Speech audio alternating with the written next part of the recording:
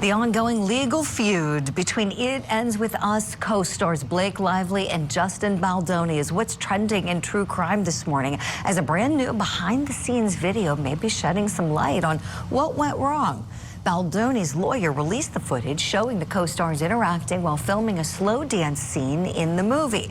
And we can hear Lively and Baldoni speaking to one another. They were out of character during some of those intimate moments. Take a look.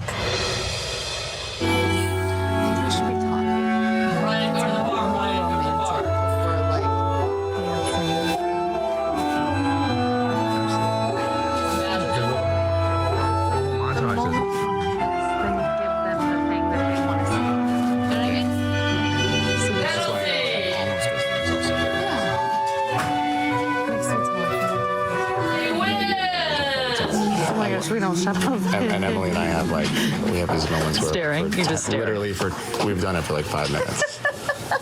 it's like, I think you would find it terrifying. We just literally do each other, and like when time. I found a sociopath. And time stops. Yeah. But like, that's just how it's been for us from the beginning. No, we're like, oh my God, there's not enough time. Oh. And they score again. No. Again. Like, oh my God, I forgot to tell you something else. I think that's cute. You guys are really cute. I think it's more than cute. All right, so after the release of this video, Lively and her husband, Ryan Reynolds, are now seeking a protective order against Baldoni's attorney for what they call retaliatory media campaign they say has been going on against them. So this morning, we're asking, after you watch the video, who do you think it helps, Lively or Baldoni? Let's bring in our power panel now. Still with me, attorneys John Phillips and Michael J. Brown. I want to welcome in entertainment reporter Kinsey Schofield. Good morning to you all. Kinsey, let me start with you, please. Who does this help? I don't like either one of them after all of this. I'm overwhelmed with all of this negativity. The movie was so beautiful, and it had such an incredible message about, taking care of yourself and loving yourself. And, I feel like this has really muddied the beautiful message. I don't know if you know this, but the author of the book recently deleting her Instagram account, some of their other co-stars being harassed based on whose side. It's become such a toxic headline that I don't know if this benefits anyone, truly. I think it's a PR nightmare for both parties. That's a really good point. Kinsey, I'm so glad you said that. And I think a lot of our courties share your sentiments. A lot of people are just going, okay, this is nauseating, this back and forth. And then you watch it, and then it's kind of, maybe underwhelming is the word. Oh, I don't know. You're expecting to see, something horrible happen, and not really.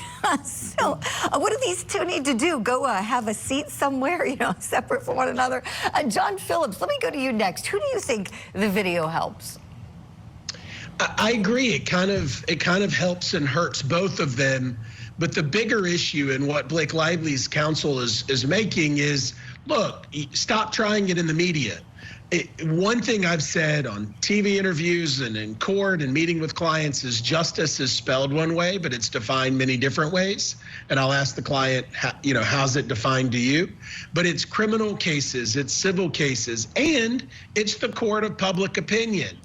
But once we have a civil case and a criminal case in some instances, but a civil case, you got to shut up, because there's ethical rules that say you can't do or say anything that could potentially affect a jury. And when it's this big, people are leaning forward and listening. And so if one side is trying the case in the media more than the other, it's a problem. And so, this video coming out with the spin around it is kind of the source of the cease and desist and controversy.